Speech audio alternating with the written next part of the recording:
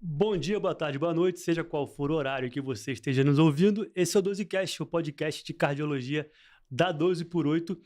E hoje eu estou aqui com o meu amigo Diandro Mota, eu sou o Vitor Benfica, hoje em dupla, né, Didico, para poder falar de um tema interessantíssimo, né? Fala pessoal, hoje é um prazer estar com o Vitor Benfica para falar de um tema de extrema importância para todos nós que somos apaixonados por cardiologia e principalmente para aquele indivíduo que já faz seu consultório e que está antenado ali no que tem de melhor em relação a um tema que faz parte do nosso dia a dia, que é a dislipidemia e a aterosclerose. Aqui especificamente, Vitor, o intuito vai ser debater a nossa última diretriz brasileira, né? Perfeito. Sobre tratamento, diagnóstico, tratamento de dislipidemias e prevenção de aterosclerose. Então, a gente já está falando de cara que o aluno pro TEC, do 12Tech aí, que está ansioso para a gente poder chegar nesse resumão aqui, nesses highlights no podcast, na 12 News Prime, né? Já ficar bastante atento, porque isso vai cair desde já na sua prova, e não só para a prova, como a gente acabou de falar, é claro que o intuito aqui não é só focar na prova, é falar sobre a vida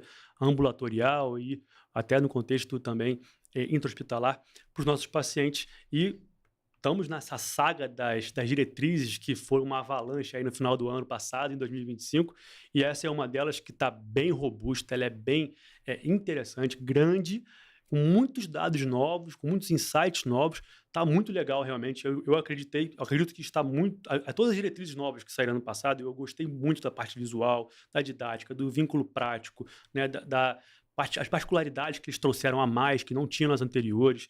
Eu realmente gostei muito, acho que a sua visão também é a mesma, Didico, e acho que a gente vai trazer bastante coisa interessante para vocês aqui hoje, os principais insights dessa diretriz.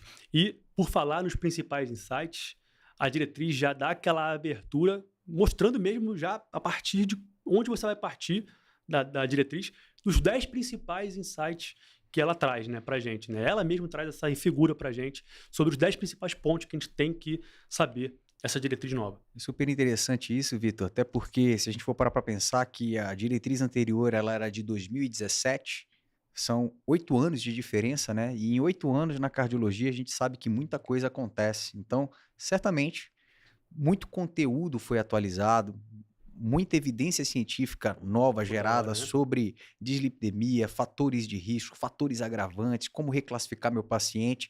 E, obviamente, isso tem que ser compilado de uma maneira que se torne prática, para tentar homogeneizar o atendimento e que a gente consiga ter uma cardiologia mais bem realizada no Brasil afora.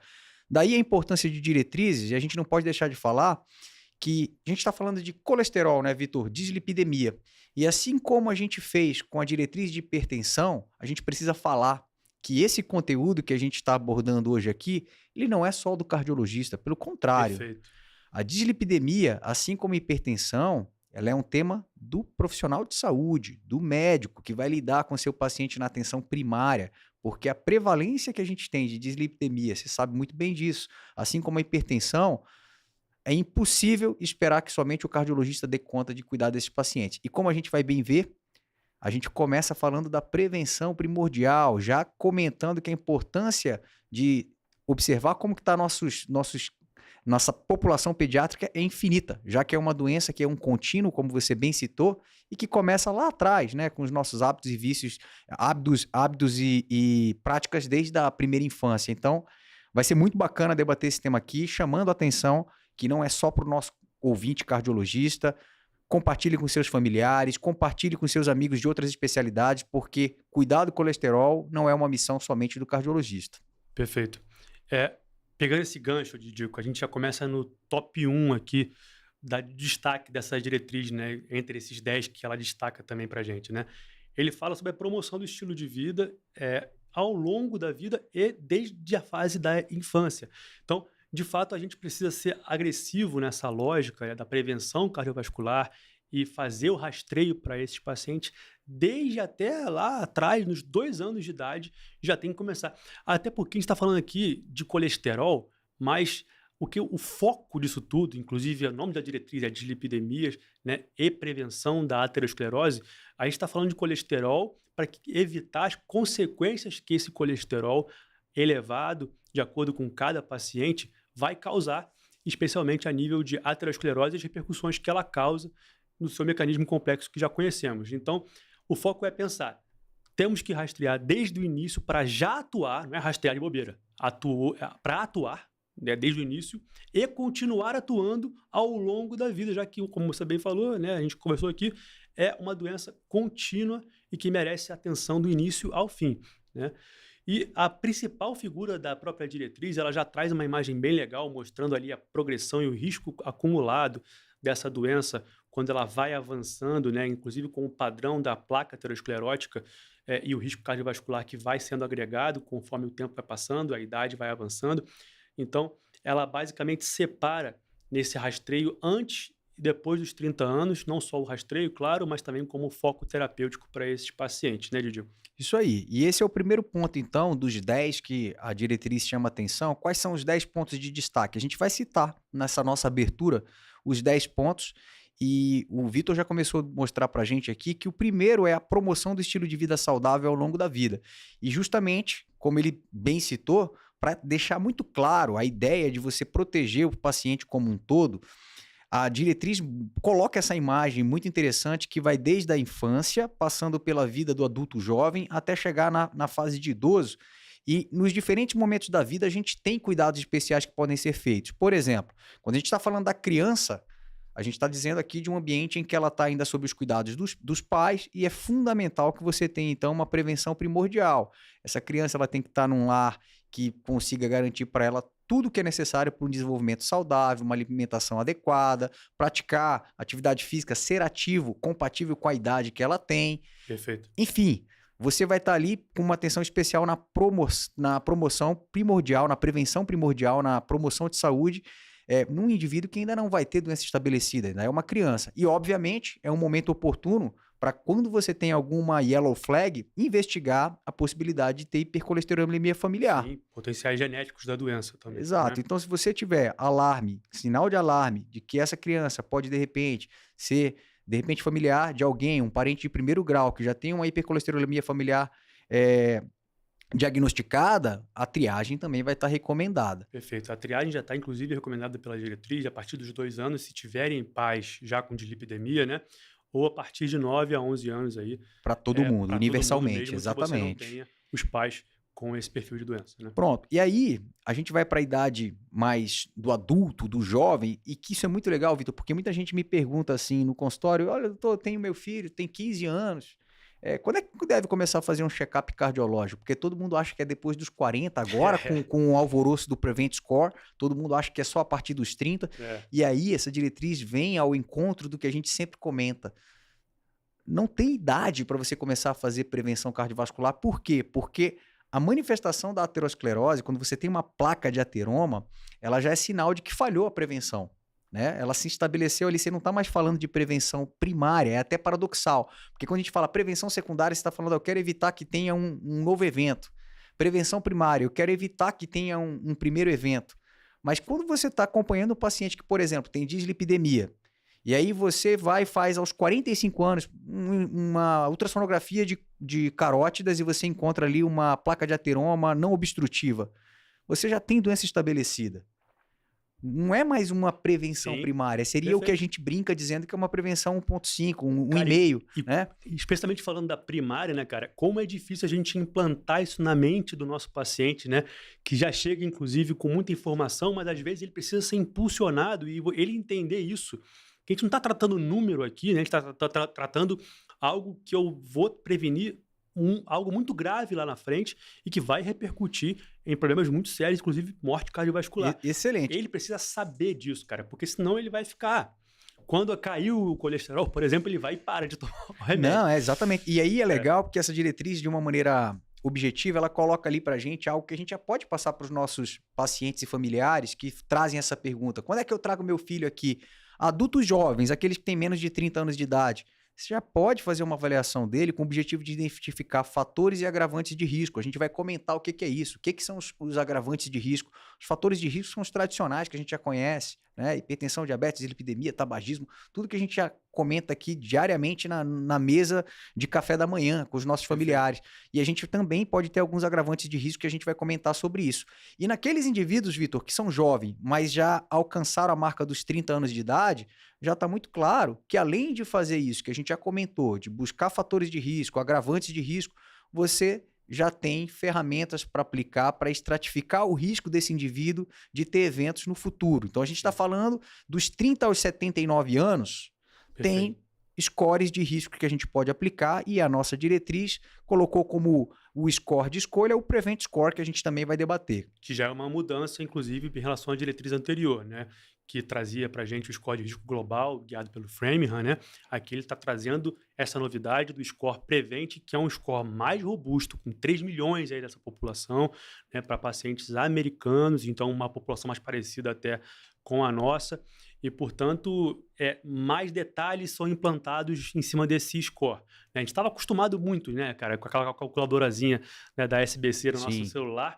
E, pelo que eu estou ouvindo por aí, isso vai ser lançado também para o Prevent nos celulares, né, pela própria Sociedade Brasileira de Cardiologia. E quais são as grandes diferenças desse Prevent? Né? Além do que eu falei, né, essa população mais parecida com a nossa, com uma população mais robusta, com 3 milhões de pacientes estudados, ela separa, né, de desfechos em relação aos próximos 10 anos, né, e também desfecho aos próximos 30 anos. Tá? O foco vai ser baseado no tratamento em relação aos 10 anos. Então, o foco tem que ser sempre esse. Não precisa você ficar raciocinando desse predomínio de porcentagem de risco cardiovascular de eventos, né, nos 30 anos, é dos 10 anos. Tá? Muita gente confunde isso também.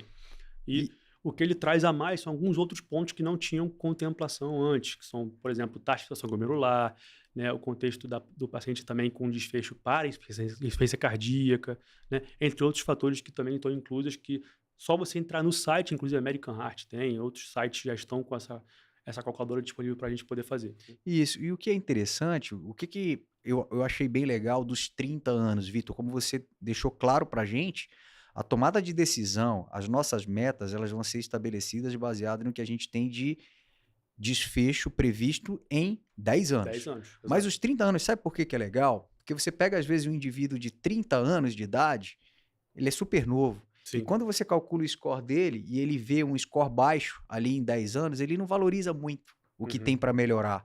Mas se você aponta para ele e mostra, olha, mas em 30 anos o risco que você tem é esse, ele já começa a olhar não com farol baixo, mas com farol de longa distância e já percebe que é importante hoje já mudar os hábitos dele, porque 10 anos pode até não ser algo que chame muita atenção dele, mas em 30 anos é como a gente brinca. Um argumento adicional para esse cara, né? E fica claro para ele que a gente está falando de juros compostos. Sim. Fica claro para ele que a gente fala, mas meu colesterol não está tão alto assim e o risco está dessa maneira. Pois é, mas lembra que a gente está falando não mais de um valor isolado de colesterol, a gente está falando da carga de colesterol ao longo do tempo, né? O risco acumulado, né? O risco acumulado. Perfeito. Então ele já vai enxergar como juros compostos e ele vai ver que a brincadeira é diferente. Exato. Só chegando ao final dessa escala que a gente tem evolutiva, a gente falou da infância, a gente falou do jovem adulto, a gente falou do indivíduo com 30 anos ou mais. E o idoso? O idoso, turma, já costuma ter uma probabilidade bem mais elevada de ter doença estabelecida. Então aqui, obviamente, a gente tem uma missão ainda maior de identificar quem é o paciente que se beneficia de estratégias mais agressivas, quem é aquele indivíduo que já é mais frágil, que tem uma certa limitação para utilizar doses mais elevadas de medicamento. Ou seja, o que a gente quer é permitir que os nossos jovens de hoje cheguem à idade mais avançada sem uma necessidade de uma terapia tão intensiva se a gente fizer uma prevenção bem feita. Mas a gente vai ter os pacientes que de fato vão estar lá na sua idade mais avançada com uma necessidade de uma atenção especial por já ter doença cardiovascular estabelecida e obviamente a gente vai ter os nossos alvos terapêuticos direcionados para isso, sempre considerando quem é o meu paciente, qual que é o score de fragilidade dele, exato, as outras doenças associadas que ele pode ter que podem limitar um pouquinho a evolução, desde doença renal crônica associada, insuficiência cardíaca, enfim, tem que ter um olhar atento em relação a isso, mas fica claro para a gente que a gente está falando de um contínuo e esse é o primeiro ponto que a diretriz chama a atenção dos 10 de destaque. Como você falou, né, pacientes de de 30 a 79, então você vai ter uma faixa que não vai cobrir essa escola de risco, mas claro, eu estou falando de já na fase mais avançada da idade, então sempre é basicamente a mesma coisa do que a gente faz com os pacientes acima de 30 anos, só que, claro, como você falou, respeitando fragilidade, polifarmácia, né, até por conta da adesão desse paciente também, a polifarmácia e efeitos adversos que a gente vai ter mais cuidado nessa população, é isso que a diretriz destaca para a gente, né? Bom, eu acho que basicamente isso é o tópico 1 da nossa conversa hoje, sobre a diretriz. A gente pode partir para o tópico 2, o que você acha? Vamos lá. No tópico 2 tem uma recomendação laboratorial, não é isso? E essa você gosta, hein? Gosto. Isso aqui, o Vitor falou porque ele sabe, eu já tenho um tempo que eu venho cadastrando no consultório, Vitor, todos os meus pacientes em relação aos valores de lipoproteína A. Foi você que pediu a minha, inclusive, né? Inclusive, fui eu que pedi a sua. E exatamente aqui a diretriz traz essa recomendação: dosagem única de lipoproteína A. Então, pelo menos uma vez na vida, todos os adultos, para identificação daquele risco residual elevado. E eu chamo a atenção aqui que não está na diretriz, Vitor, mas aquela dica de boteco, né? Eu tenho visto muito pacientes, mulheres, mudando o percentual ali, mudando os seus valores de lipoproteína A após menopausa. Então, fica atento. Pelo menos uma vez na vida, se estiver diante de mulher, não está na diretriz, mas fica atento porque após a menopausa a gente tem visto mudar um pouquinho, subir um pouco mais, tá? Perfeito. Então, aqui, qual que seria a importância da lipoproteína A? O que a diretriz traz pra gente? O que ela agrega pra gente, né? Pra estar recomendando é porque tem que agregar alguma coisa. Você de fato, você agrega muito o risco cardiovascular do nosso paciente. Quanto maior essa LPA, maior o teu risco. Nós temos métricas baseadas por valores de referência que temos sempre que dosar, sempre que estar atentos para dosar, pelo menos uma vez na sua vida, ter essa métrica para que você consiga entender e até reestratificar esse paciente, caso ele até achasse que era um baixo risco, você solicita para que tenha um potencial de até reestratificar e mirar metas mais agressivas com o tratamento que a gente vai falar lá na frente, farmacológico e não farmacológico, né, Diana? Perfeito. Então, fica claro aqui pra gente que é uma... E não tinha também na última diretriz. Que não tinha, exatamente. Não tinha na última diretriz e a gente vai falar um pouquinho sobre esses valores, como que a gente faz na prática para reestratificar o nosso paciente a partir de uma dosagem de lipoproteína A, mas eu acho que já vale a pena a gente passar para o item 3. Que vem muito a partir do 2, né? Que são métricas adicionais que a gente tem que ter como parâmetros e metas, inclusive, no caso agora do não HDL, como uma meta que a gente chama de coprimária, né? Adicional, que a gente sempre fica fixado e que de fato tem que respeitar muito e mirar o LDL, mas também tem que lembrar da LPA e agora aqui a diretriz também está esse ponto adicional do não HDL como meta coprimária, né, Diana? Exato. O não HDL, pessoal, vai ficar fácil da gente entender quando a gente for enxergar ali quais são as metas baseado em cada score que a gente tiver, em cada classificação de risco, você vai ter uma meta de LDL e você também vai ter uma meta de colesterol não HDL, que basta você considerar 30 pontos acima do LDL, vai ser a sua Sim. meta de colesterol não HDL. Especialmente para aquele que tem hipertrigliceridemia, né? Isso, e ele vem justamente disso, Vitor, porque se a gente partir do pressuposto que os valores de LDL que a gente acaba atingindo ali a partir de cálculos, e os cálculos podem ter falhas, a gente corre o risco de estar subestimando os valores de LDL do nosso paciente em alguns perfis de pacientes específicos, sobretudo naqueles que têm triglicérides mais aumentados. Por quê? Porque classicamente, na fórmula de Friedewald, e que a gente vem tendo mudança inclusive nessa diretriz em relação à recomendação da forma como calcula isso, a gente pegava ali o que seria o colesterol não HDL? O colesterol total menos o HDL menos triglicérides sobre 5. Como se o VLDL sempre fosse dar triglicérides dividido por 5, sendo que não é assim.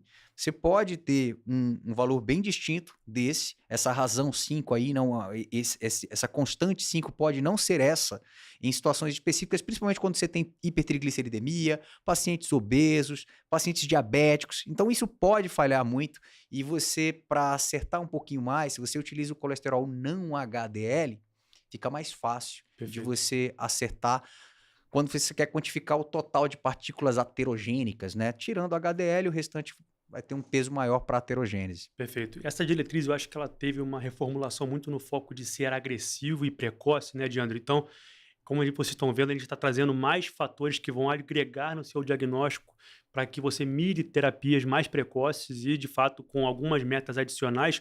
E aí já vem o outro tópico, após o tópico 3 que a gente acabou de citar do não HDL, que é a própria ApoB, que a gente, para ser bem sincero, na prática, a gente acaba deixando de lado esse raciocínio, né? Por muito tempo a gente deixou de lado esse raciocínio. Ambulatorialmente isso toma um pouco mais de robustez, ainda mais agora que a diretriz colocou como highlight a ApoB como uma meta secundária aí da terapia, ainda mais aqueles pacientes que já estão com a LDL, colesterol, né, e o não HDL já controlados. Então, mesmo que aquilo esteja controladinho, você dá uma olhada na ApoB também como uma potencial meta de redução, para que você agregue também benefício para esse paciente, né, Diego? Exato. Até porque quando você olha para a ApoB, Vitor, você pode ter pacientes que têm o mesmo valor de LDL, mas não necessariamente com a mesma característica heterogênica. Uhum. Para explicar isso para o paciente, não funciona do jeito que eu vou falar, isso é só para facilitar a forma como ele entende a apolipoproteína B. Eu costumo dizer o seguinte para ele: se você vai na feira comprar laranja, você tem 2 sacos de laranja, um pesa 100 quilos, o outro pesa 100 quilos também. Os 2 feirantes estão disputando ali para ver quem que vai vender para você, Vitor. Aí o cara fala assim para você: olha, não, o meu é igual dele, eu estou vendendo aqui para você, eu vou vender por metade do preço, e é igual, é 100 quilos de laranja. Se você for um consumidor um pouco mais esperto, o que você vai fazer? Você vai abrir o saco de laranja e você vai ver as laranjas que tem lá dentro. Você pode ter 2 sacos iguais, pesando 100 quilos, mas de repente você tem em um saco 90 laranjas pequenininhas de 1 quilo e uma laranja gigante de 10 quilos. No outro saco você tem 9 laranjas gigantes de 10 quilos com 10 laranjinhas pequenas de 1 quilo. Com certeza, apesar de ter o mesmo peso, esses sacos de laranja não são iguais. Você tem um volume diferente, você tem um número diferente de partículas e de tamanhos distintos. Quando a gente fala de apolipoproteína B, por que é interessante a gente saber isso do nosso paciente? Porque, em teoria, você vai ter uma noção do número exato de partículas de LDL, colesterol, que você vai ter. Porque você vai ter uma ApoB para cada LDL. Então, você pode ter valores semelhantes, iguais de LDL para 2 pacientes, mas em que um você tem muito mais ApoB do que no outro. Ou seja, aquele um que tem muitas partículas tende a ter um potencial heterogênico muito maior. Em contrapartida, você tem pacientes que têm um LDL num valor específico, mas com ApoB bem baixinha. Sim. Que aí é o que você chama de colesterol fluffy. Costuma ser aquele grande e leve que, para formar a placa de ateroma, é um pouco mais difícil. Então, faz sentido que a gente conheça a ApoB dos nossos pacientes como meta secundária. E eu vou te falar que isso me estranha, até que tenha demorado um pouco para entrar nas nossas diretrizes com uma força um pouco maior. Porque fala do preço. Não é caro como as pessoas imaginam dosar a lipoproteína B. Esse era o discurso que se tinha. Mas não é. Até a própria lipoproteína A está bem acessível atualmente. E desde 2001, a gente já tem dados do Inter-Heart Study mostrando que o principal fator que discrimina como um risco de ter um primeiro infarto em pacientes que nunca tiveram infarto é uma razão ApoB, ApoA aumentada. Então, é algo que eu acho que vem para agregar e deixa a gente ainda mais confortável para pedir sem ser julgado pelos colegas. Sim. Então, a ApoB, não fique com medo de pedir, vai fazer bem para você e para o seu paciente. Então, resumindo aqui, o LDL é lei, né? A gente, inclusive, tem uma robustez de dado que vai trabalhar muito mais em cima dele para tratamento e metas, enfim. Mas nunca esquecer agora, a partir de hoje ainda mais, né, com essa diretriz que vem só trazer isso para a gente, cada vez mais, da LPA, do não HDL e da ApoB também no racional de raciocínio é ótimo, né? No raciocínio da nossa continuidade desse tratamento para o paciente e do diagnóstico e estratificação. E aí vem o quinto pilar que eles colocaram aí desses 10, é o próprio Prevent, que a gente já falou, dessa modificação, né, em relação à recomendação do nosso score de risco, que agora é o Prevent. Citamos aqui para vocês as principais diferenças e maiores esses acréscimos que ele trouxe para poder trazer esse score. E depois vem o 6, né, o outro pilar, que é considerar os agravantes para reclassificação de risco, que além do que a gente já falou, da LPA, enfim, também trazer as métricas em relação a, por exemplo, aquele paciente que tem doença inflamatória, reumatológica, né? paciente pós-transplante, o que ele tem adicionalmente de comorbidades ou de algum evento prévio que traz mais risco para ele cardiovascular por ser um paciente mais inflamado, com maior potencial até medicamentoso de uma aterogênese mais acelerada e com potencial maior de instabilização dessas placas, né, Didi? Isso. Eu acho que aqui vale até a pena a gente já falar um pouquinho mais sobre esses fatores agravantes do risco cardiovascular, Vitor, porque logo mais a gente vai detalhar um pouquinho sobre como que ficou a estratificação de risco atual, as mudanças que tiveram. Acho que todo mundo está ansioso para chegar nessa parte, mas antes de chegar lá, já vale a pena a gente entender essa lógica. Como você bem citou, nós vamos estratificar nossos pacientes e eles vão ser classificados dentro de um risco, que a gente já pode adiantar aqui que vai ser baixo, intermediário, alto, muito alto ou E extremo. agora, extremo. Extremo, que é a novidade, que veio aí o extremo que antes não tinha. Alguns pacientes, como a gente acabou de citar, caem num risco intermediário que tem um espectro muito grande de apresentação. Imagina, Vitor, quando a gente calcula pelo Prevent, se tiver um score de risco em 10 anos de ter um evento cardiovascular como infarto, um AVC, de 5 a 20%, isso é um risco intermediário, mas olha como esse range é grande, de 5 a 20%. Eu quero dizer que é muito parecido o risco de um cara. Eu vou estar classificando dentro de uma mesma tag, colocando ali risco intermediário, um cara que tem 6% e um cara que tem 19%. Sim. Mas olha como é grande a distância do 6 para o 19, né? Isso faz ser obrigatório que a gente tenha um olhar mais detalhado, principalmente para esse grupo de pacientes que são classificados como intermediários. E nada mais justo do que eu procurar alguns fatores que possam agravar o risco cardiovascular dele. E, consequentemente, reestratificar esse cara para um risco mais alto. Isso é sobre um degrau. E o mesmo pode acontecer para o baixo risco, tá? A gente pode ter um indivíduo que a gente vai citar, mas que chega ali no cálculo de risco cardiovascular global dele deu menos de 5%. Deu 5%, menos de 5%, baixo risco. Mas se ele tem fatores agravantes, você já vai subir um degrau ali na classificação para que você tenha metas mais rigorosas para ele. Então, eu acho que vale a pena a gente citar quais são esses fatores agravantes do risco cardiovascular, porque tenho certeza que quem está se preparando para a prova de título vai se deparar com essa classificação, com esses fatores agravantes, e também quem faz consultório, quem está no pronto-socorro, quem está no hospital, vai se ver na necessidade de investigar os fatores agravantes no seu paciente na hora de estratificar risco cardiovascular e definir metas. Vamos lá, Vitão, falar quais são esses fatores?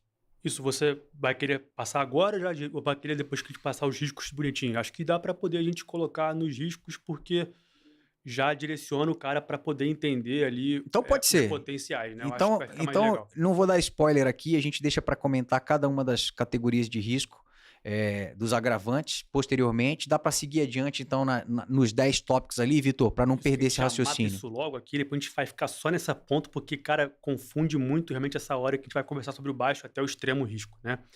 Bom, isso que você falou, certamente tem que ter muita conhecimento adicional para entender essa reclassificação. E aí vem o 7º até o 10º, que é mais highlight mesmo. O 7º é a ideia de você usar o score de cálcio coronariano para esses pacientes. E aí, lembrando, em pacientes de risco intermediário, os exames já estão indicados com o score de cálcio coronariano para esses pacientes, refinando aí até a decisão terapêutica.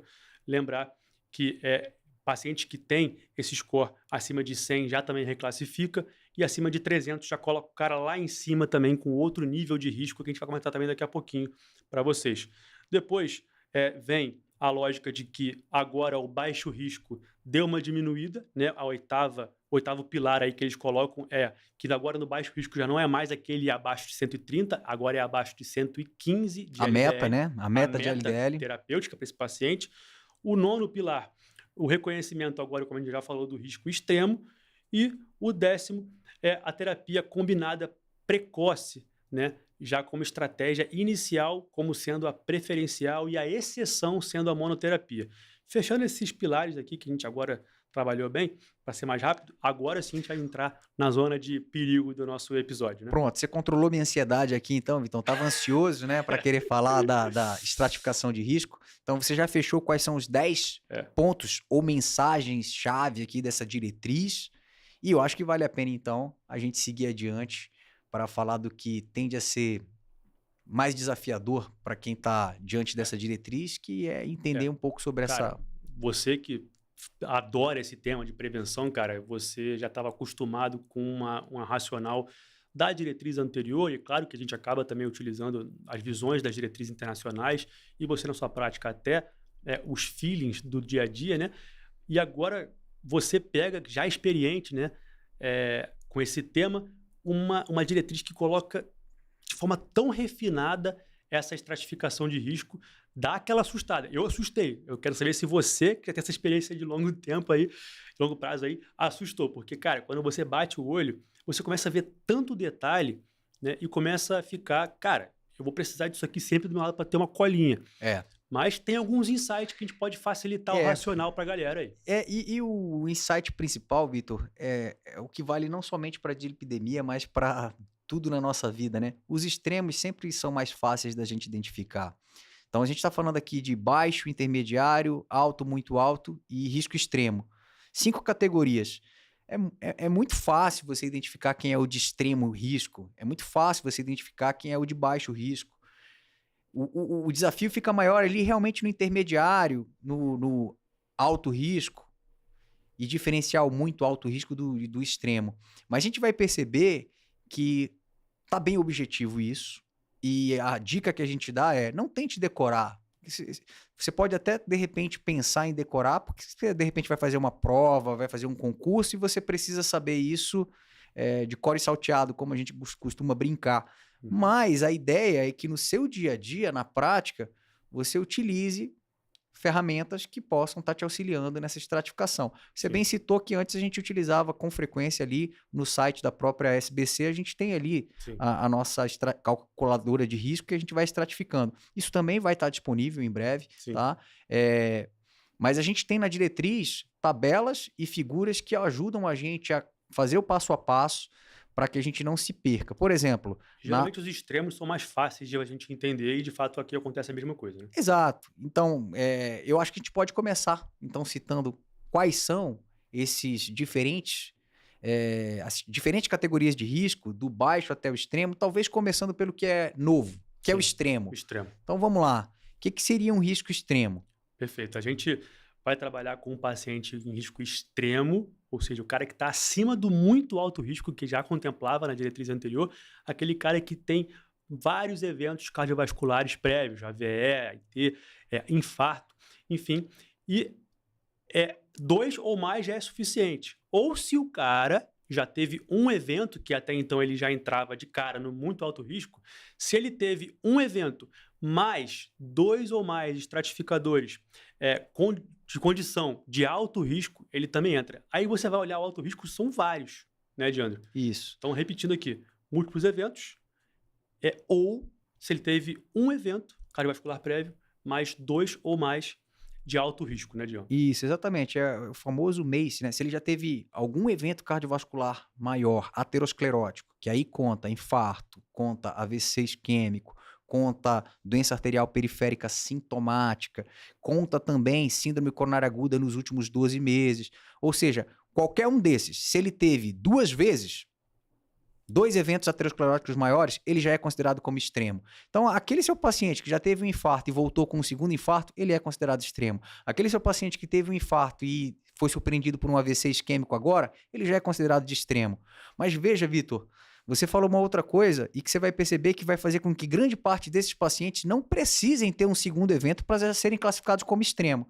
Porque se ele tiver um evento cardiovascular aterosclerótico maior, um apenas, e tiver pelo menos 2 condições de alto risco, ele já pode ser classificado como extremo. E olha a quantidade de classificadores que a gente tem aqui para que ele seja de alto risco. Eu vou citando aqui alguns e você pode me complementando. Temos aqui na nossa diretriz, para quem quiser ver, página 41 vai estar na tabela 4.2. O que são condições de alto risco? Idade maior ou igual a 65 anos, ou seja, a idade que comumente nossos pacientes acima disso têm maior chance de ter eventos ateroscleróticos, hipercolesterolemia familiar, o paciente que já tem histórico de cirurgia de revascularização do miocárdio ou intervenção coronariana percutânea, fora desse evento, fora do evento aterosclerótico maior, paciente diabético, hipertenso, Paciente com doença renal crônica com uma taxa de filtração glomerular entre 15 e 59 ml por minuto. O paciente que é tabagista, aquele que tem um LDL colesterol persistentemente elevado, maior ou igual a 100 miligramas por decilitro, mesmo em terapia com estatina em dose máxima tolerada e ezetimiba, e aquele paciente que tem evento agudo aterosclerótico com menos de 2 anos. Ou seja, se o seu paciente teve infarto e ele é hipertenso e diabético, ele já é extremo. Abraço. Se o seu paciente teve infarto e ele tem mais de 65 anos e lá atrás ele já colocou um stent, mesmo fora de um contexto de síndrome coronária aguda, ele já é de extremo. Se seu paciente teve infarto, ele é diabético e fuma, ele já é extremo. Ou seja, atualmente, grande parte dos nossos pacientes que sempre foram classificados como muito alto risco, passaram a ser agora vistos como pacientes de risco extremo. O que muda? É que quando você classifica esse seu paciente como risco extremo, você vai ter um rigor maior em relação à meta de colesterol LDL, que passa a ser de 40 ou menos de 40, né, de LDL. E antes a gente tinha o limite dos 50 do muito alto risco, que mantém ali as mesmas lógicas de 50 também para esse muito alto risco atualmente, né? O de baixo risco, então, como a gente falou, cai para menos do que 115 e o extremo agora novo, menos do que 40.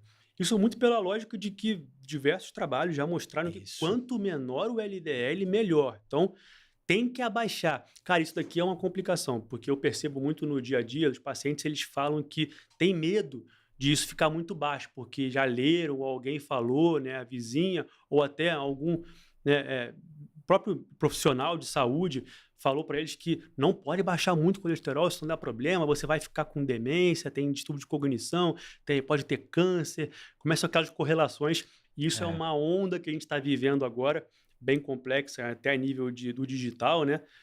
Com essas recomendações que desestimulam o paciente a tratar de forma agressiva e com remédio quando precisa mesmo.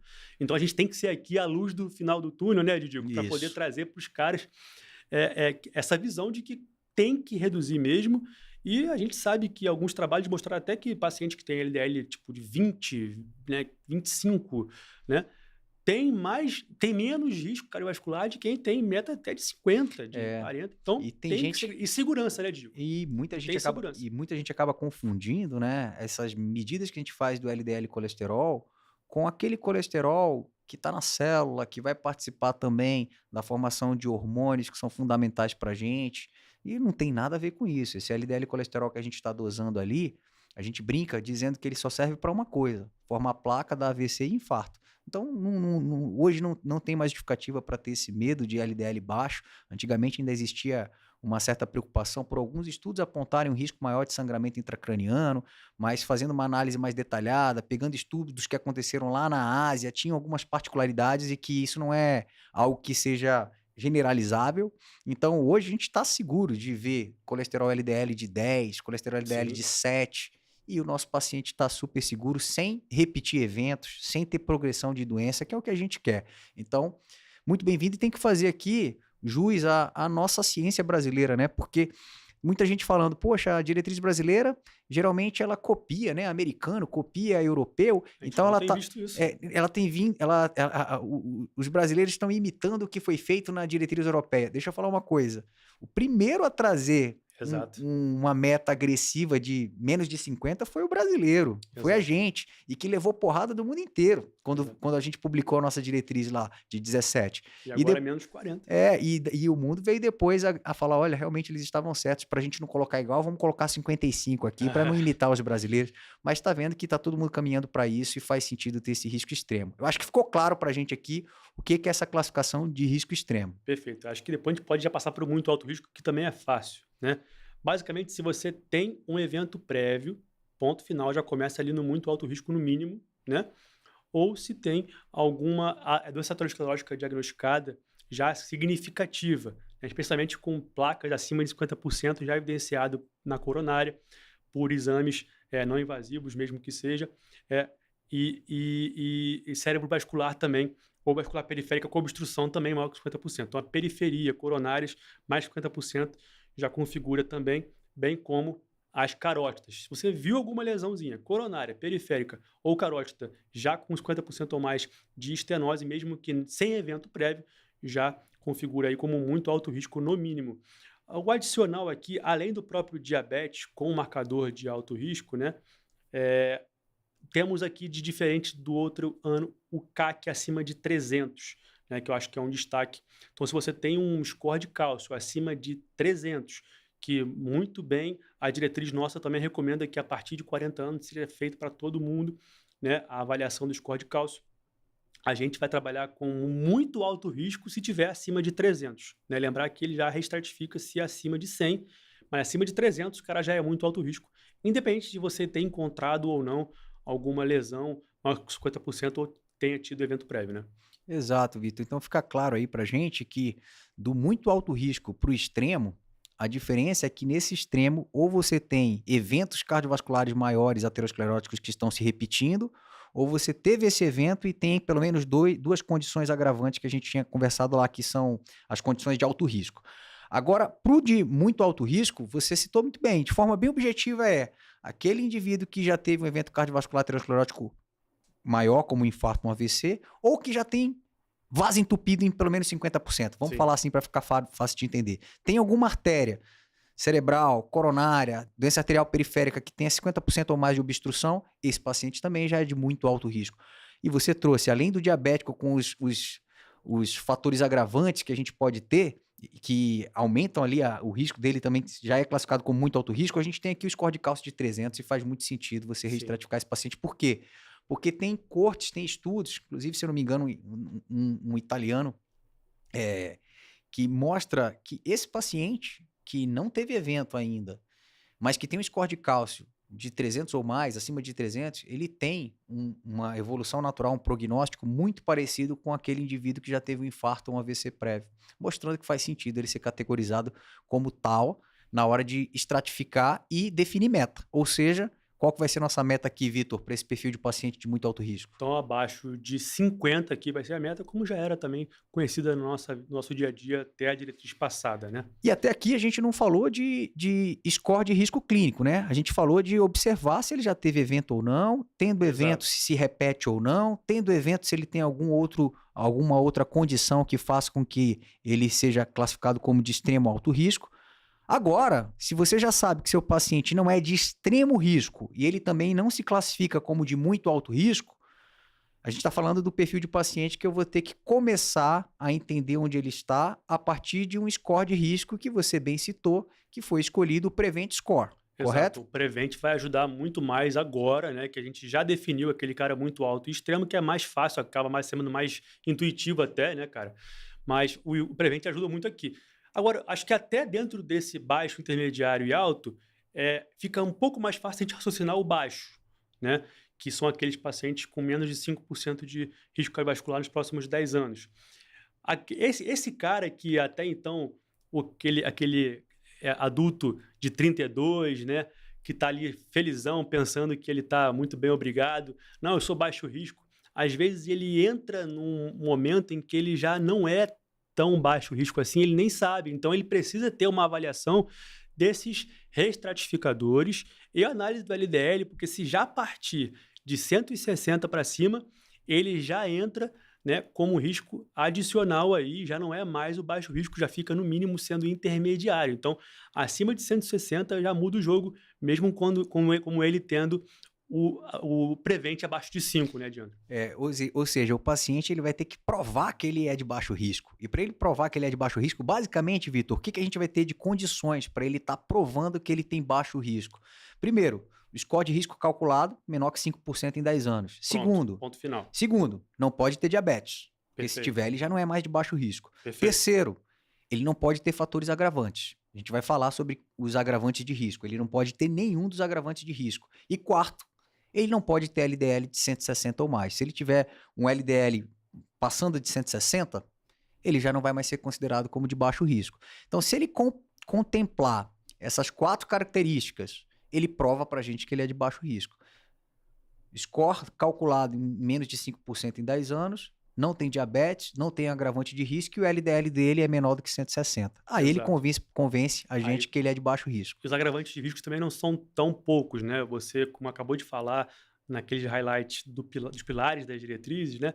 Trouxe, por exemplo, a LPA, né? O score de cálcio. Que eu acho que é o momento da gente comentar, então. Perfeito. Então, Vamos ó, lá, pessoal, traça pra gente aí os só tópicos. para situar o Agora momento que a chegou gente o teu está. momento. Pronto, vamos lá, vamos situar. A gente está falando da parte mais desafiadora da diretriz, que é a estratificação de risco do nosso paciente. A gente estratifica risco para definir metas que a gente tem que atingir com o tratamento. A gente já falou que é fácil, relativamente fácil você identificar quem é de extremo alto risco, quem é de muito alto risco, e a gente falou que para o cara provar para a gente que ele é de baixo risco, ele não pode ter um score maior que 5% em 10 anos, calculado, não pode ter diabetes, ele não pode ter nenhum agravante de risco cardiovascular e tem que ter o LDL menor que 160. Aí eu tenho que saber quais são os agravantes do risco cardiovascular. Então, para isso, Vitor, a gente tem na nossa diretriz, página 43, tabela 4.3, todos os fatores agravantes do risco cardiovascular e que a gente vai citar para vocês. Mais uma vez, Diandro, eu tenho que decorar isso? Depende. Se você vai fazer uma prova, a gente tem estratégias para que você possa fixar isso e quem está no 12 Tech vai aprender, né, Vitão? Vai poder tirar de letra isso daí. Exato. Aqui, vamos citar para vocês, para que não esqueçam nenhuma delas e vocês valorizem isso na hora de estudar o paciente de vocês. Primeiro fator agravante do risco cardiovascular, história familiar de doença cardiovascular prematura. O que é isso? Se o meu paciente ele tem um parente de primeiro grau com evento precoce, ou seja, se for falar do pai, o pai com parente de primeiro grau, tô falando aqui exemplo pai, menos de 55 anos porque é do sexo masculino, ou a mãe, menos de 65 anos porque é do sexo feminino, isso a gente considera como uma doença cardiovascular prematura em parente de primeiro grau. É classificado como fator agravante. Ou seja, se ele tinha sido classificado anteriormente como baixo risco, mas ele tem história familiar de doença cardiovascular prematura, ele passa a ser visto como um indivíduo de risco intermediário. Perfeito. Não para por aí, né, Vitor? Não, seguimos aqui. Temos também o segundo pilar aqui das agravantes, que são as adiposidades e suas manifestações. Cara, a cada tópico desse, como o Diandro colocou para vocês até aqui, já meio que o print mental, tem vários... Tem que destrinchar ainda mais porque tem tópicos sobre os tópicos. Então, vai lá e acompanha com a gente aqui porque vocês vão ter uma noção maior. Adiposidade, esteatose hepática, síndrome metabólica, tudo isso pode incluir no contexto de você adicionar risco para ele nesse tópico das adiposidades e suas manifestações. Podemos continuar, inclusive, aí com as manifestações das condições inflamatórias crônicas, doenças reumatológicas, como artrite reumatoide, psoríase, lúpus, enfim, doenças inflamatórias intestinais, HIV. Tudo isso também vai estar incluindo para você ter uma noção se esse paciente tem esse agravante adicional para restratificar esse paciente. Pacientes transplantados, né? E aí, puxando sardinha para o meu lado, com pacientes de maior risco, pacientes transplantados do coração, fígado, rim. Temos também fatores agravantes específicos das mulheres aqui, é bem interessante porque isso aqui não estava muito claro, pelo menos na última diretriz, agora está mais claro, chegou aqui com mais detalhes aqui, eu acho que é o grande destaque dessa diretriz, né?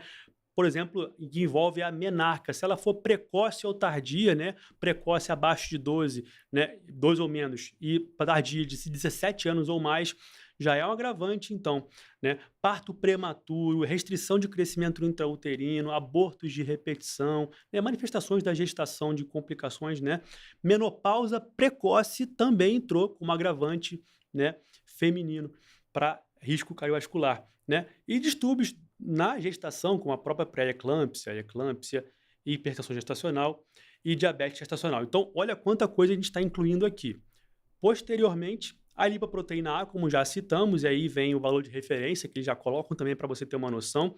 Lembrar que vai variar se é miligramas ou nanomols, né? Lembrar que maior ou igual a 50 miligramas por decilitro ou maior ou igual a 125 nanomols por litro, já entra também como reclassificação, como agravante, na verdade, né? E agora, outro marcador que a gente não comentou até agora aqui com muita clareza, o PCR ultrassensível, também que se for maior ou igual a 2, também entra como agravante. Então, são esses os pontos. Veja como você tem um potencial muito grande de ser restratificado, já não como baixo risco, né, Diana? Isso. Só de categorias que você citou, Vitor, são 7 categorias distintas, né? Sim. 7 categorias, sendo que dentro de cada uma dessas categorias você pode ter diferentes apresentações que configuram como sendo uma categoria contemplada. Por exemplo, uma das categorias, condições inflamatórias crônicas, se tem artrite reumatoide, já está configurado. Se tem lúpus, já está configurado. Sim. Assim como dentro dos fatores agravantes da condições específicas das mulheres, você tem diferentes tipos de fatores agravantes e que basta que um deles esteja contemplado para que a categoria de risco esteja sendo contemplada. Ou seja, a nossa anamnese, pessoal, do paciente que está na nossa frente, querendo fazer aquele simples check-up cardiovascular para saber se está tudo bem com ele, ela tem que ser cada vez mais detalhada para que a gente não perca a oportunidade de identificar fatores como, por exemplo, uma simples menarca precoce. Uhum. Qual foi a última vez, como cardiologista, que você perguntou Meu qual amigo. foi a idade em que a sua paciente começou a menstruar? Sim, eu nunca perguntei, na verdade. Ou seja, tá aqui. Pra ser bem sincero. Aí a beleza, né, da diretriz, que a diretriz vem para isso, para a gente melhorar, né, a nossa abordagem. E aqui fica claro, então, que tem alguns itens que eu não posso deixar de perguntar mais para o meu paciente, porque isso pode estar fazendo a diferença entre eu assumir um determinado score de risco ou, de repente, estratificar ele melhor e garantir que ele tenha uma meta terapêutica mais adequada para a prevenção de eventos cardiovasculares. E já Então, que falamos da LPA também, né, como marcador, né, a partir daqueles valores que eu trouxe para vocês, lembrar que a LPA, quanto maior, pior, como eu falei lá atrás no começo do episódio, aqui também na hora de você estratificar, também, ele já coloca isso claro para a gente, inclusive com números também muito claros, né? Então, essa LPA, quanto maior, acima, no caso, de 180 miligramas por decilitro ou 390 ou mais, né, de nanomols, também entra como já alto risco. Então, o cara já está lá na frente da estratificação. Então, lembrar que eu coloquei aquele valor de referência como agravante, mas se tiver muito alto, com esse valor que eu falei com vocês agora, 180 ou 390, dependendo da referência de valor, tá já como alto risco. Então, também tem que ficar ligado no valor adicional da LPA. Não basta vir alta. Tem que, se for muito alta, você agrega mais ainda, já reclassifica. e o legal, Vitor, é porque qual que é a lógica de ter essas condições agravantes, pessoal? As condições agravantes vêm para contemplar situações que não estão sendo contempladas tradicionalmente nos nossos scores clínicos. Lembra desde o Framingham, que a gente começou ali tendo idade, sexo, né? Pressão arterial, tinha se o paciente era tabagista ou não, se era diabético. Foi melhorando. A gente falou do Prevent, que no Prevent você tem a possibilidade, inclusive, de colocar hemoglobina glicada, taxa de filtração glomerular, a relação albumina-creatinina urinária, o IMC do paciente, nos Estados Unidos até o zip code. Ou seja, você vem refinando cada vez mais esses scores, mas ainda assim, muitas vezes não são contempladas situações que têm um impacto direto e que aumentam a razão de chance desse paciente no futuro ter evento cardiovascular. E a gente já sabia disso. A gente já observava os nossos pacientes com doenças autoimunes que costumam ter doença aterosclerótica muito mais precoce. Sim. A gente já via os nossos pacientes que viviam com HIV, que vivem com HIV e que eles costumam ter doença aterosclerótica acelerada e mais precocemente. Então, a gente está simplesmente traduzindo o que a gente conhece ali de estudos observacionais, de registros, que mostram para a gente a presença desses fatores agravantes de uma forma que a gente possa reestratificar melhor. E no futuro, a tendência é que a gente consiga, com o que a gente está tendo de evolução tecnológica, inteligência artificial, acertar cada vez mais, considerando ainda outros fatores que a gente hoje ainda nem leva em consideração, né, Vitor? Que coisas que a gente ainda nem conseguiu determinar, quem sabe lá na frente a gente vai estar conseguindo estratificar melhor.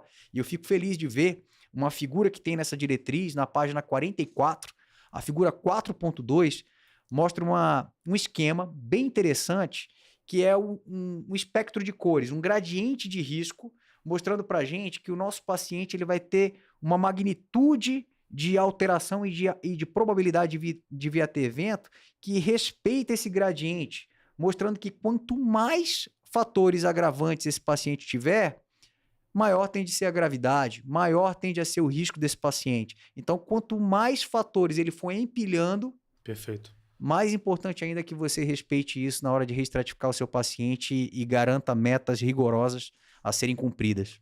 Perfeito. Acho que para poder finalizar aqui nos insights desse racional de facilidades para poder você já pensar logo no fator de risco do estratificador de risco do paciente, tem a questão do LDL que eu falei com vocês, que se for baixo, com acima de 160, já tem que ficar ligado porque ele vai ser reestratificado. Agora, lembrar que acima de 160 é um novo remarcador, vamos dizer assim, reestratificador, mas acima de 190 já joga ele para o alto risco, no mínimo aí, tá? Então, por favor, vamos ficar atentos também para não cair nessa falácia de que 160 é um novo marcador, porque depois de 190 já entra direto como alto risco, nem fica ali com a possibilidade de ele ser intermediário. E a outro ponto que eu acho que dá para trazer aqui de diferença, que eu acho que é legal pontuar e ficar atento, é paciente diabético. Se aquele paciente diabético antes a gente já jogava ele para o alto risco, lembrar que agora tem um potencial de ele ainda ser intermediário se não tiver nenhum outro agravante ou marcador de alto risco para esse paciente. Então, se ele tem um diabetes pura, que já é bem difícil que ele não tenha nenhuma outra, ele pode ser considerado ainda como, no mínimo, intermediário, mas ele já entra ali no intermediário com risco cardiovascular. Cara, acho que a gente conseguiu trazer os principais pontos da estratificação. Quer trazer mais algum ponto em relação a isso, não? Não, eu queria deixar claro que essa missão não é tão simples de ser feita quando você quer fazer simplesmente recordando de cabeça e vendo se você está acertando. Você vai acertar, principalmente nos extremos, né? Que é fácil você identificar quem é de extremo risco. O muito alto risco também, mas fazer essa estratificação mais detalhada, levando em consideração características que fazem com que ele seja reestratificado. Isso é uma missão que a gente não pode negligenciar nossa capacidade de esquecer algum detalhe, então a gente sempre sugere que você ou utilize algum recurso digital, como aplicativos que já estão sendo desenvolvidos, né, pela própria SBC, ou que você sempre tenha a diretriz em mãos. Cara, como guia para que você... Eu falar muito com os residentes, porque esse é um dos medos, né, galera? Caraca, é tanta coisa para decorar. Falei, meu amigo, é outra geração. Eu vivi a época, né? Não sou tão velho assim, né? Mas eu vivi a época do Black Book, lembra? Que a gente tinha aquele livrinho do lado com várias páginas que você tinha que ficar revisando em cima da hora, tinha que decorar muito mais coisas anteriormente. Cara, a facilidade que a gente tem hoje, a gente tem que usar, pô. O nosso HD já é muito cheio, né? Então você balança a cabeça, cai informação, meu amigo. Então, quanto menos informação não medular, vamos dizer assim, você precisar recaptar, você vai usar a tecnologia, porque facilita muito. E estou dizendo, essa diretriz aqui, é impossível que você, a não ser que você trabalhe constantemente, todos os dias, só com isso, é bem difícil que você consiga trazer todas as nuances de cabeça. Então, use e abuse da tecnologia. E hoje em dia está muito fácil para a gente poder recorrer a isso, porque isso ajuda você trazer mais benefícios para o paciente e trabalhar de forma mais assertiva, tanto no diagnóstico quanto na terapia para esse paciente. Né? E com o tempo, isso vai ficando medular também. E você acaba... essa estratificação, ela acaba acontecendo de uma maneira tão natural. Vou te dar um exemplo, Vitor, da minha rotina. Né? Um paciente vai lá, 50 anos de idade, passou para fazer uma prevenção cardiovascular comigo, fiz a anamnese, detalhei bem, exame físico, coloquei ele para fazer um Doppler de carótidas vertebrais, já vejo uma plaquinha de ateroma, vagabundinha ali no bulbo. Uma plaquinha bem discreta, mas que não tem 50%, mas está lá. Já tem uma placa. Intimal. Aumentado, mas ali a plaquinha está presente no bulbo, uma placa de ateroma. Esse cara tem placa de ateroma. Ele não tem 50% ou mais, mas tem uma placa de ateroma. Já vai ser de alto risco. Ou seja, já de cara ele está partindo de alto. Aí já minha cabeça já está pensando, poxa, o que poderia fazer com que ele fosse de muito alto risco? Ele nunca teve evento. Isso. Será que ele tem um score de cálcio maior que 300? Ele não é diabético, então não estou nem preocupado com o diabético, com os reestratificadores, porque não é diabético. Então a gente depois isso vai ficando medular também, porque você tem as sequências de investigação que você vai fazendo, que isso aí acaba ficando mais simples de ser feito no dia a dia. Acho até que a gente fez muito bem, porque ficar focando aqui linha por linha ia ser muito chato, né? Ia ser pouco útil, porque acho que foi legal, a gente trouxe todos os highlights aqui, os principais pontos de atenção, para já poder mirar os extremos ali na meiuca, quais são os destaques. Então, isso já traz muito avanço para a gente poder trabalhar em cima disso. Só reforçar as metas? Vamos lá? Vamos reforçar as metas, então. Metas de quem tem estratificação de risco considerado como baixo, LDL menor que... 115 agora. Pronto. Né? O que tem uma classificação como intermediário. Menor do que 100. Aquele que é de alto risco. 70, menos que 70. Muito alto. Menos que 50. E o extremo agora, menos de 40. Isso falando de LDL. Exato. E você bem citou lá no início do nosso bate-papo que além do LDL, eu também tenho que ter como meta coprimária o não HDL. Que aí você joga mais 30, desse LDL aí para você não ficar decorando também cada um deles, né? Somou 30, você vai ter a noção de meta para o não HDL, né, Lidico? Isso aí. E também ele coloca, como a gente falou também da A para B, né, com a avaliação de meta secundária, também traz na tabela para a gente, né, o baixo menor que 100, o intermediário menor do que 90, o alto menor do que 70, o muito alto menor do que 55 e o extremo aí já é menor que 45. Então muda um pouquinho também aí a nossa lógica de racional para essas metas. E, né, a gente está também trabalhando com a lógica da LPA também agora, e a lógica também do HDL, enfim, do triglicérides e do colesterol. Mas basicamente em termos de terapia, né, para ter meta mais agressiva com racional de acompanhamento desse paciente e prescrição de terapia combinada em dose mais alta, menor, o foco é no LDL, no HDL e ApoB, basicamente LDL, né. Perfeito. Acho que agora a gente pode terminar esse episódio nos 15 minutinhos, 10 minutinhos finais aqui, tratamento, né, que já é mais medular. Aqui é um ambiente mais confortável, porque mudou muita coisa, mas basicamente a base se manteve muito sólida do racional desses pilares, né? Começando aqui pelos destaques do tratamento não farmacológico, a gente vai começar com o aspecto nutricional, né, Diandro? Você tem o que de highlights aí que essa diretriz trouxe pra gente? De forma objetiva, Vitor, a nossa tendência é que você consiga ter uma orientação qualitativa do que o paciente deve seguir, muito menos do que quantitativa, né? Então, a ideia é que, de fato, ele tenha uma noção que é importante ele ter fibras como parte da dieta dele, é importante que ele evite gordura trans, que tenha prioridade, falando de gordura, poliinsaturada e monoinsaturada, com uma redução da gordura saturada. Quando for consumir carboidratos, que sejam carboidratos complexos, que ele evite farinhas, carboidrato refinado, açúcar, porque isso vai piorar a evolução da doença dele. Então, da alimentação, existe uma orientação geral do que tende a ser uma alimentação saudável, né? Exato. Falando de proteção cardiovascular como um todo. E a tendência aqui, Vitor, é que a gente tenha um pensamento muito parecido com o que traz na diretriz de hipertensão.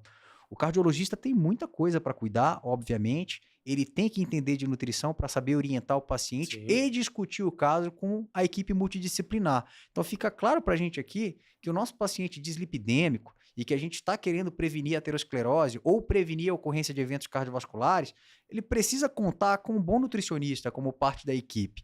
Por quê? Porque esse nutricionista vai estar junto com a gente para garantir que o nosso paciente esteja tendo um aporte adequado de macronutrientes em proporção adequada para os nossos perfeito, perfeito. objetivos e também respeitando a ingesta de micronutrientes essenciais, que muitas vezes as pessoas estão querendo agora, até aproveitando, estão querendo transformar o que a gente consegue da dieta em algo passível de ser adquirido por suplemento, Sim. passando cada vez mais suplemento em detrimento de uma alimentação saudável e comida de verdade. Então aqui fica claro que a gente tem que ter um nutricionista do nosso lado para garantir essas orientações que são postuladas na nossa diretriz. Exato. Basicamente você está falando, né, Diana, que a gente tem que ter sim conhecimento. A diretriz brasileira ela traz essa visão mais abrangente da qualidade do que você está oferecendo de recomendação, mas também, claro que você vai ler, né, traz lá referências numéricas, né, quantitativas, e aí o acordo conjunto, como você falou, com a equipe multi, é essencial. E aí, como eu digo essencial, eu diria até obrigatória para que a gente trabalhe junto com esses pacientes.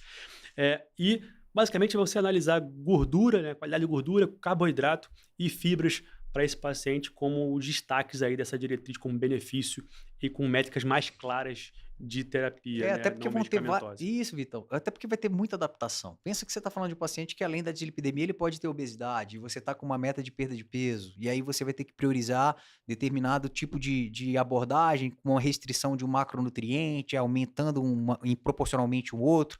Então, às vezes está utilizando análogo de GLP-1, aí você vai ter que ter, de repente, um cuidado maior com um aporte proteico que evite com que ele tenha perda de massa muscular. Ou seja, a gente tem aqui uma abordagem que não tem como ser feita sem o apoio de um bom nutricionista para que você garanta uma visão integral desse paciente.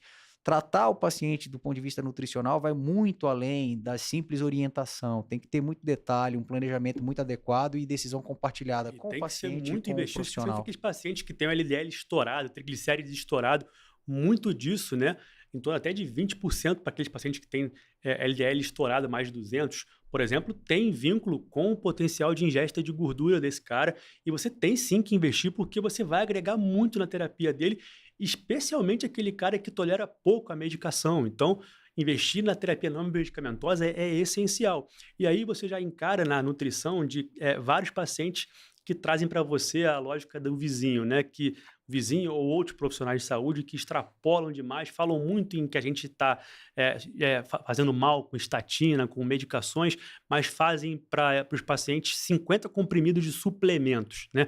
Eles trouxeram alguns suplementos na diretriz também para a gente poder entender as evidências de cada um. Uns, de fato, têm um pouco mais de evidência, lembrando que todos esses argumentos para suplementos, que temos inclusive episódio bem interessante, que foi você, inclusive, que participou, né, Didico? Só sobre isso, vocês podem ir lá.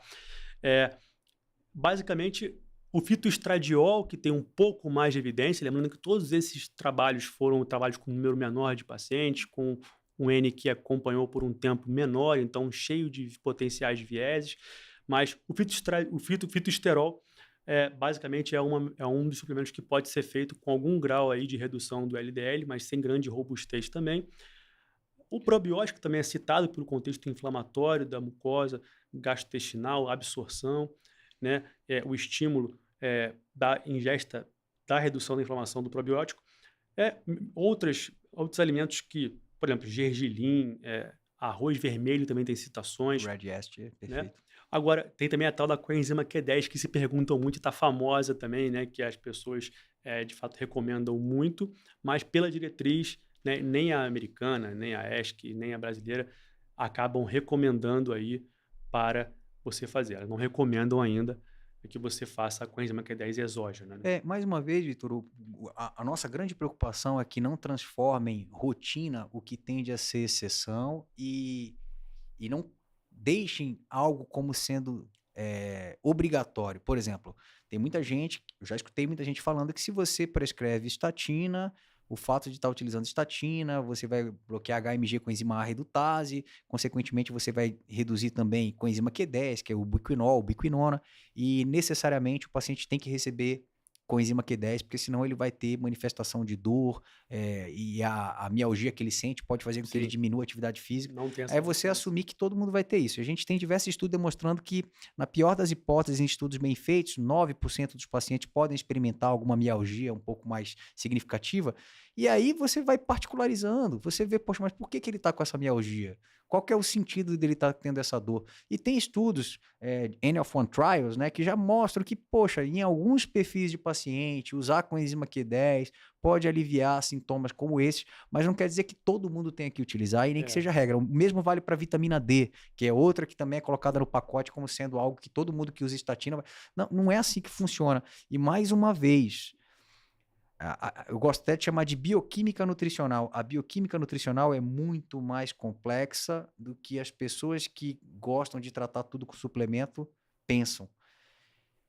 Eu trabalho com suplementos, eu gosto de suplementar em situações que são realmente necessárias. E para isso você tem que ter um profissional com você que entenda muito bem de bioquímica nutricional, um bom nutricionista, que faça um diário alimentar e entenda quais são as necessidades que esse paciente tem, baseado no estilo de vida que ele tem e também com o que ele faz de terapia medicamentosa associada. Então, não existe receita de bolo. O que importa é que a gente saiba identificar o que é o tratamento padrão da dislipidemia. A gente começou falando aqui do tratamento não farmacológico. O que você está falando aí é que é uma terapia adicional. Né? Perfeito. Que, de fato, vai reduzir, né, da parte medicamentosa. Isso, e outras adjuvante, né? Muito mais robustas. Né? Isso. Então, a gente começou a falar de tratamento não farmacológico. A gente falou do padrão alimentar. Além do ajuste alimentar, você já citou alguns suplementos que podem fazer sentido em contextos específicos. Agora, e tem da atividade física. Atividade física, né, Vitor? Que aqui é foco principal na recomendação universal que a gente tem, né? Atividade física de moderada intensidade, 150 minutos por semana ou 75 minutos de atividade mais vigorosa, aquela que realmente faz o paciente ficar cansado, suar. Lembrando que o impacto maior não é sobre o LDL, mas é sim sobre o aumento de HDL e redução de triglicérides. Mas independentemente disso, mesmo que não trouxesse um ponto de mudança de HDL ou de triglicérides, o exercício por si só vai trazer benefício por outras vias. Você não está querendo tratar um número só dele do colesterol.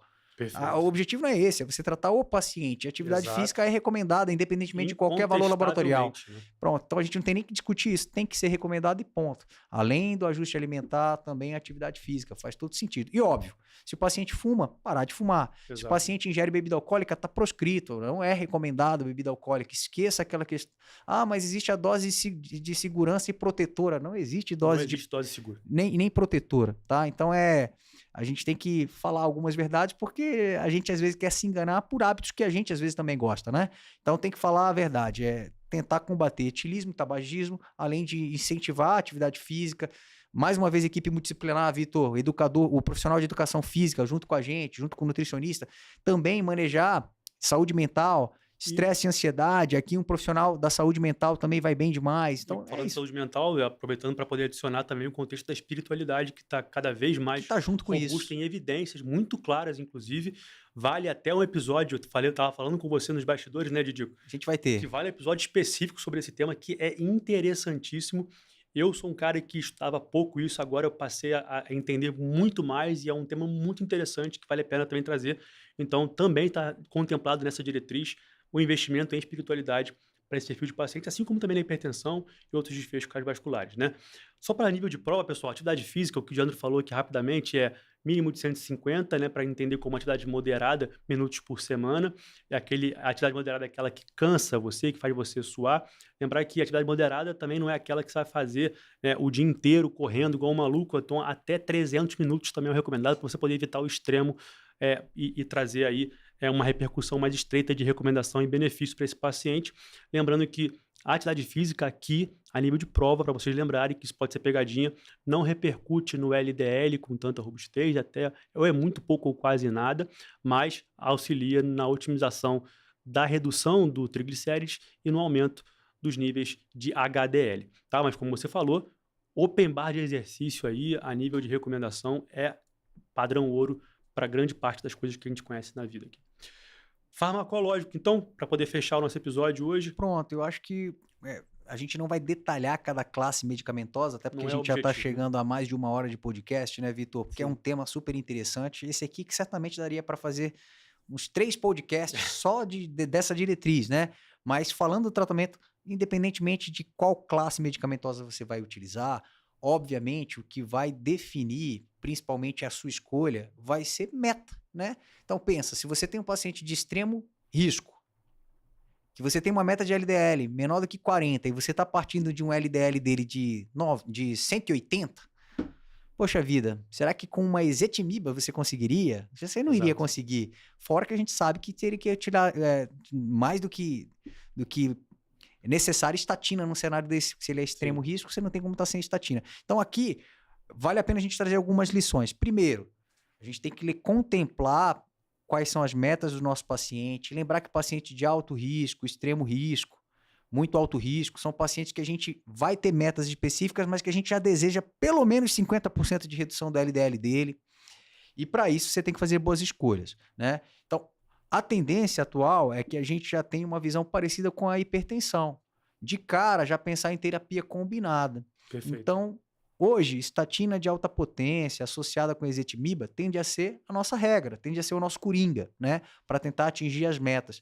E se porventura, com estatina de alta potência associada a ezetimiba, você não atinge a meta que é proposta, mesmo otimizando doses, aí você tem a possibilidade de ir empilhando outras classes. Isso que você falou é bem interessante, porque a diretriz traz uma imagem fantástica, né?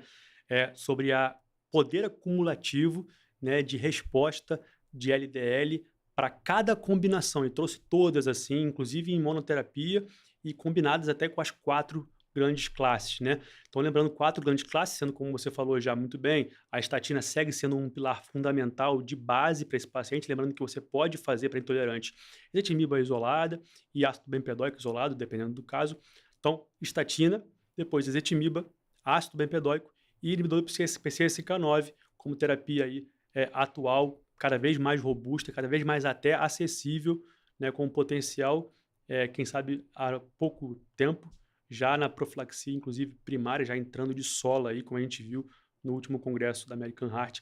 Mas, basicamente, o que a gente quer dizer aqui quanto mais combinação, mais potencial, lembrando que desde a monoterapia lá, que você tem um potencial de redução de 20%, você pode ter um potencial de até 90% ou até um pouco mais com a combinação desses 4 pilares, né? Então, lembrando que quanto mais, melhor. E o interessante da terapia combinada é que você pode, inclusive, colocar até a própria pouco levada em consideração da simvastatina, que chama a estatina mais simples de todas, de moderada potência. Você pode colocar ela com ezetimiba, né, que já tem um grande benefício, com uma robustez aí até do Improved, né, que trouxe de 50% dessa combinação, sendo com um potencial muito grande de benefício para esse paciente. Então, não subestimar a simvastatina, e a combinação já é essencial, idealmente já desde o início, até mantendo, né, o potencial de benefício sem trazer repercussão de maiores efeitos colaterais da estatina, mas, claro, depende muito, como você citou lá no início, da meta que você quer chegar. Basicamente, você vai olhar aquele LDL de base do seu paciente, entender a parte não farmacológica e traçar uma meta terapêutica agressiva, precoce. E uma coisa interessante é que isso, acredito eu, que influencia até no potencial de adesão do paciente à terapia, porque ele ver o LDL caindo drasticamente nas consultas sequenciais, né, cara, quando de retorno, o cara tem uma sensação de que aquilo tá dando certo maior, porque se você vai devagarzinho, com doses menores, aquele, entre aspas, medo, né? Se não tiver nenhuma contraindicação ou intolerância ou alguma coisa do tipo, você tem que ser agressivo e isso vai trazer realmente uma sensação de melhora muito melhor do paciente e de que de fato está valendo a pena estar contigo ali no consultório, né? Não, perfeito, Vitor. E você lembrou bem, eu tinha citado aqui da estatina de alta potência associada a ezetimibe, pensando principalmente naqueles cenários que eu tinha citado, né? Num paciente de risco extremo, muito alto risco, e você citou muito bem que eu posso estar com pacientes em riscos mais leves, baixo, intermediário, e que eu tenho uma ampla possibilidade de escolha, não somente de classe, como você já citou da ezetimiba, como também de diferentes tipos de medicamentos dentro da mesma classe, como no caso da estatina. Lembrar que, além da simvastatina, você tem pravastatina, lovastatina, você vai ter a pitavastatina, em cenários específicos, cada uma delas vai ter uma melhor escolha. E lembrando que não é o nosso foco do bate-papo aqui, dá para você utilizar essa diretriz também para atualizar um pouquinho o seu conhecimento sobre a dislipidemia em diferentes cenários, como o paciente que vive com HIV, a paciente gestante, o paciente que tem nefropatia, o paciente que tem hepatopatia, doença reumatológica.